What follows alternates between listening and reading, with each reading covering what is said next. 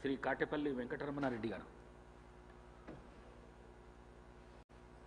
సభకు నమస్కారం. ఈ తెలంగాణ రాష్ట్రంలో ఇప్పటి వరకు ఎలక్ట్రిక్ వెహికల్స్ ఏవైతే అమ్మకాలు జరిగాయో అవన్నీ ఎన్ని వెహికల్స్ ఇప్పటి వరకు ఎలక్ట్రిక్ వెహికల్స్ వచ్చాయి, దాని మీద ఎటువంటి ఆలోచన ఈ ప్రభుత్వం చేసిందనే దాని మీద నేను సభకు ప్రశ్న పెట్టడం జరిగింది. ఈ తెలంగాణ రాష్ట్రంలో మొత్తము 1,80,00,000 వరకు కార్ల సంఖ్య, అలాగే 23 లక్షల దాటింది. ఇప్పుడు తెలంగాణ రాష్ట్రంలో మొత్తం వాహనాలు అన్నీ కలిసి 1,80,00,000 ఉంటే కార్ల సంఖ్య 23 లక్షలు దాటిపోయింది. ప్రతి సంవత్సరం 9 లక్షలకు పైగా కొత్త కార్లు రోడ్డుపైకి వస్తున్నాయి. ఇది 2014తో పోలిస్తే ఇది 150% పెరిగింది కార్ల కొనుగోలు అనేది. సరే, ఆర్థిక సామర్థ్యము, 10 ఏళ్ల కాలంలో అభివృద్ధి, లేకపోతే వారి స్వయం ఉపాధి వల్లనో వారి కష్టం వల్లనో వారి ఆర్థిక సామర్థ్యం పెరగడం వల్ల ఈ కొనుగోలు శాతం పెరిగిందనేది నిజం. పొల్యూషన్ విపరీతంగా పెరుగుతుంది. అంతేకాకుండా ఆయిల్ దిగుమతులపై దేశం ఎక్కువ ఖర్చు పెడుతుందని చెప్పి చేయవలసి వస్తుంది. కాబట్టి ఎలక్ట్రిక్ వెహికల్ని ప్రొవైడ్ చేయడంలో ముందుకు రావడం వల్ల ఈ రాష్ట్ర ప్రభుత్వానికి అభినందనలు తెలియజేస్తూ, ఈ పొల్యూషన్కి, ఈ ఆయిల్ దిగుమతులకి అడ్డుకట్ట వేయాలంటే ఆర్థిక భారం రాష్ట్రం మీద కానీ దేశం మీద కానీ పడకుండా ఉండాలంటే దీనికి ప్రత్యామ్నాయం ఎలక్ట్రికల్ వెహికల్సే. ఇవాళ దేశంలో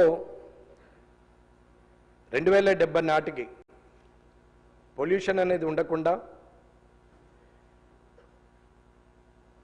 మొత్తం ఎలక్ట్రిక్ వెహికల్లతోని ఉండిపోవాలనేది ఒక లక్ష్యంగా పనిచేస్తున్నప్పుడు ఈ ఎలక్ట్రిక్ వెహికల్స్కి రావడానికి, ప్రజలు కొనడానికి ప్రభుత్వం తీసుకున్నటువంటి పాలసీలు కానీ ప్రభుత్వం తీసుకున్న నిర్ణయాలు ఏమిటన్నది ముఖ్య ప్రశ్న. ఇకపోతే ఆర్టీసీకి సంబంధించి 2039 వరకు 100% ఎలక్ట్రిక్ వెహికల్ బస్సులు నడపాలని టార్గెట్ పెట్టుకున్నట్లుగా అనిపిస్తున్నది. ఈ రాష్ట్ర ప్రభుత్వము అలాంటి ఆలోచన చేయడం అభినందనీయమే. అది నిజంగా చేరగలిగితే సంతోషమే. చేరేటట్లు అందరం కలిసి చేయాలనేది నా ఆలోచన. అలాగే ఎలక్ట్రిక్ వెహికల్స్ కొనుగోలు పెరగాలి అంటే రాష్ట్ర ప్రభుత్వము ఎలాంటి పాలసీ అడాప్ట్ చేసుకుంది అనేది కూడా గౌరవ మంత్రివర్యులు పొన్నం ప్రభాకర్ గారిని మీ ద్వారా నేను అడిగి తెలుసుకోవాలనుకుంటున్నాను. అలాగే ఉదాహరణకి ఇప్పుడు ఢిల్లీ ప్రభుత్వము ఎలక్ట్రిక్ వెహికల్స్ మీద ఇన్సెంటివ్స్ ఇస్తుంది. ఒక 2 వీలర్ వెహికల్కు ఒక 30,000 వరకు సుమారు. అలాగే 4 వీలర్ వెహికల్స్కి 1.5 లక్ష రూపాయలు ఇన్సెంటివ్ ఇచ్చే పరిస్థితిలో ఆలోచన చేసింది. అట్లాగే సెంట్రల్ గవర్నమెంట్ కూడా, కేంద్ర ప్రభుత్వం కూడా PM ఈ డ్రైవ్ స్కీమ్ కింద ఎలక్ట్రిక్ 2 వీలర్స్ కానీ 3 వీలర్స్ కానీ 4 వీలర్స్ కానీ సబ్సిడీ ఇస్తుంది. అలాగే road tax, registration tax 100% free ఉంటుంది. అలాగే మహారాష్ట్రకు వచ్చి సమృద్ధి ఎక్స్ప్రెస్ వే మీద నాగ్పూర్ నుంచి ముంబై వరకు ఆ హైవే మీద వెళ్తున్నటువంటి వెహికల్స్లో ఎలక్ట్రిక్ వెహికల్స్కి టోల్ ట్యాక్స్ లేకుండా నిర్ణయం తీసుకుంది.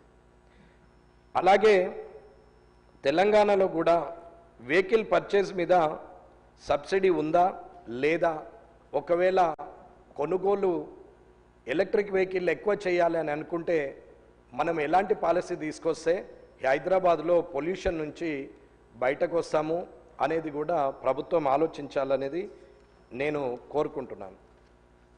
అట్లాగే తెలంగాణలో మొత్తము 1,80,00,000 వెహికల్స్ ఉంటే ఎలక్ట్రిక్ వెహికల్స్ వాటా ఈ రోజు వరకు 0.4% మన రాష్ట్రంలో ఉన్నట్టుగా నేను భావిస్తున్నా. I'm not correct, maybe subject correct అది.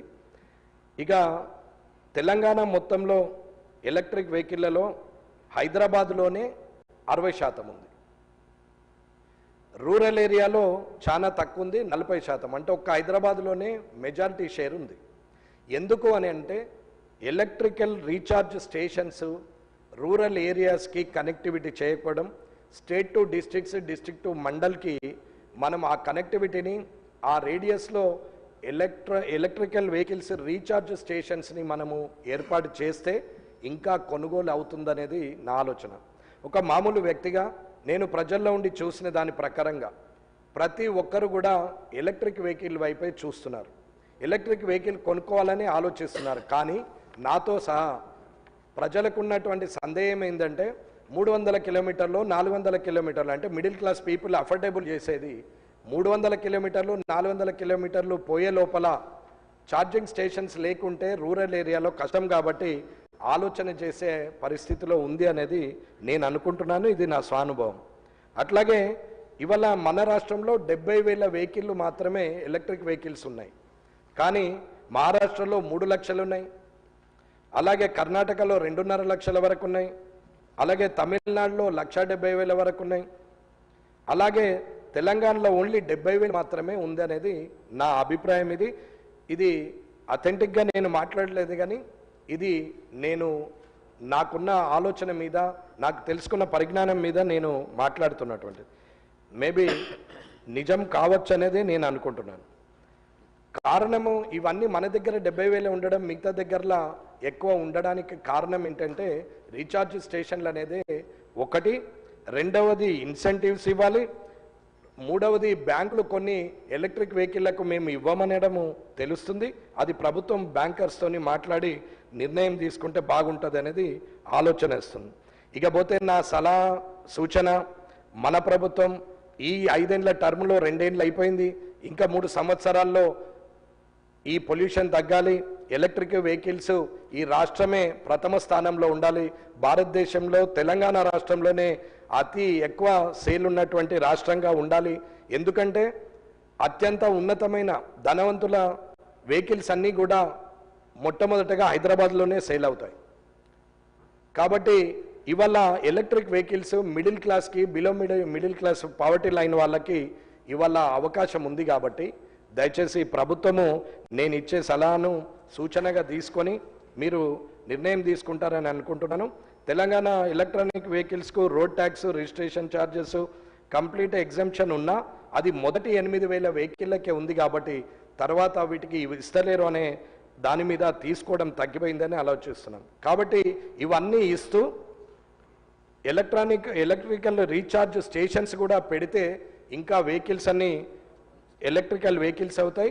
గవర్నమెంట్ అధికారులు ఉపయోగించిన, గవర్నమెంట్లో ఉన్న శాసనసభ్యులం మనం ఉపయోగించే వెహికల్స్ కూడా మంత్రులైనా, ఎమ్మెల్యేలైనా, అధికారులైనా, చీఫ్ సెక్రటరీ నుంచి పంచాయత్ సెక్రటరీ వరకు ఎవరికైనా వెహికల్ ఉన్నా వారందరూ కూడా ఎలక్ట్రిక్ వెహికల్లకి మారితే బాగుంటుంది అనేది నా అభిప్రాయం. దీన్ని గౌరవంగా తీసుకొని అందరం ఆ అడుగు ముందుకేసి పొల్యూషన్ తగ్గించాలని కోరుకుంటున్నాను.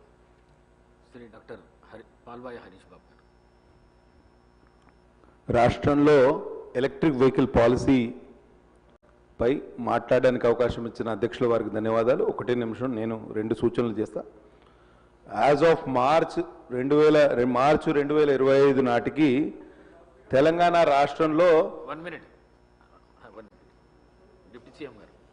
అధ్యక్ష, నాదొక చిన్న మనవి మీ ద్వారా సభ్యులందరికీ. ఇది క్వశ్చన్ అవర్. సభ్యులు నేరుగా క్వశ్చన్లు అడిగితే మనం వేసినటువంటి ప్రశ్నల పైన మంత్రులు సమాధానం చెప్పడానికి అవకాశం ఉంటుంది. ఇది షార్ట్ డిస్కషన్ లాగా మా సలహాలు, సూచనలు అనే సబ్జెక్ట్ మీద మాట్లాడుకుంటూ పోతూ ఉన్నారు. క్వశ్చన్ అవర్ యొక్క ప్రాసెస్ దారి తప్పుతూ ఉంది. దయచేసి సభ్యులందరికీ thank you. Harish Babu sir సూటిగా రెండే question sir. Telangana state has recorded 2.6 అంటే 2,60,000 ఎలక్ట్రిక్ వెహికల్ రిజిస్ట్రేషన్స్ అయినాయి పోయిన మార్చి వరకు. అయితే ఎలక్ట్రిక్ వెహికల్స్ ఆ landscape is dominated by two wheelers alone. Two wheelers contribute to 83% of total registrations, four wheelers contribute to 11%, three wheelers to 3%, and passenger three vehicles to only 2%. మనం ఈ passenger vehicles ఏవైతే ఉంటాయో, three wheeler carriages ఉంటాయో ఏవైతే ఉంటాయో వాటి విషయంలో electric autos కానివ్వండి, ఎలక్ట్రిక్ ఫోర్ వీలర్స్ కానివ్వండి పెద్ద ఎత్తున ప్రమోట్ చేయాల్సిన అవసరం ఉంది. కానీ ప్రాబ్లం ఎక్కడ వస్తుందంటే we have infrastructure gaps. 976 public EV charging stations మాత్రమే ఉన్నాయి తెలంగాణ రాష్ట్రంలో. కాబట్టి మనం తప్పకుండా ఛార్జింగ్ స్టేషన్స్ పెంచాలని మంత్రి గారిని అభినందిస్తున్నా. ఈవీ పాలసీలో భాగంగా 100% exemption on road tax and registration fee for EVs. ఆ విషయంలో మంత్రి గారిని అభినందిస్తూనే తెలంగాణ రాష్ట్రానికి ఇటీవల central government has sanctioned 2000 electric buses under Prime Minister's e-drive scheme. So హైదరాబాద్ని పొల్యూషన్ ఫ్రీ చేయాలంటే ఇది కూడా చాలా క్రియాశీలకం. నేను ఒక్కటే కోరుతున్నా, మనం ఫాసిల్ ఫ్యూయల్స్ పెట్రోల్ డీజిల్